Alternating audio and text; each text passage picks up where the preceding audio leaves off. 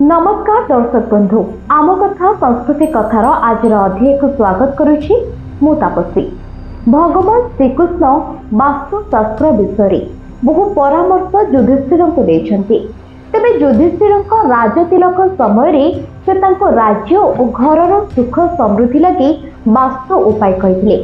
ज्योतिषविद मतरे प्रभु श्रीकृष्ण कहिथिबा वास्तु नियम निज जीवन में अनुसरण कले दारिद्र्यता संपूर्ण भाव में हटिଯିव।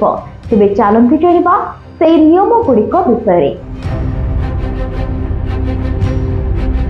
प्रभु श्रीकृष्णकर कहवा अनुसार ଯେଉଁଠାରେ ଏହି पंचतत्व धूप दीप पुष्प गंध और नैवेद्य रही सेठारे वास्तुदोष समस्या पाख माड़ी न थाए।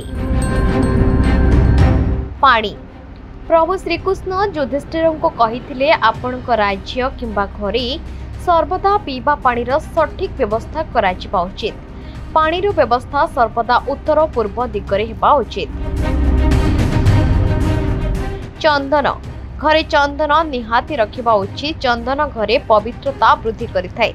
एहार सुगंध केबे हास पाइनी। घी घरे गाईर शुद्ध घी व्यवहार करने द्वारा पवित्रता वृद्धि पाई थाए। आपण ए घीरे दीप जालिबा सहित भोजन रे मध्य एहा व्यवहार करि परिबे। घरे घी केबे जेपरि न सरिबो सेथिपति दृष्टि देबे।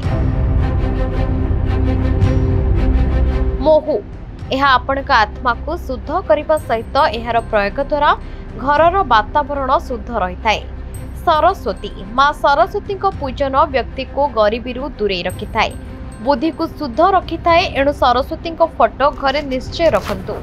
Bureau report focus plus. तेबे दर्शक बंधु आमर वीडियो टी आपन को केमिति लागिछि हमको आम कमेंट बॉक्स माध्यम रे निहाती जणिबे। यदि वीडियो टी भलो लागिछि तेबे ढेर सारा भलो पाइबा देबे। रहुछि नमस्कार।